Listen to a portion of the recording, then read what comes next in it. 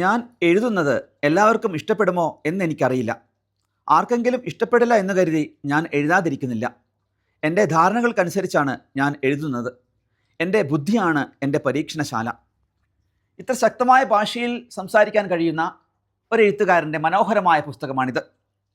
Indian Dalit സാഹിത്യത്തിൻ്റെ വക്താവായ ശരൺ കുമാർ ലിംബാളയുടെ ഏറ്റവും പുതിയ പുസ്തകം സനാതൻ മനോഹരമായി ഒരു കാലഘട്ടത്തിലെ അടിച്ചമർത്തപ്പെട്ട ജനവിഭാഗങ്ങൾ അനുഭവിക്കേണ്ടി വന്ന വേദനകളെ വളരെ മനോഹരമായി അവതരിപ്പിക്കുന്ന പുസ്തകം.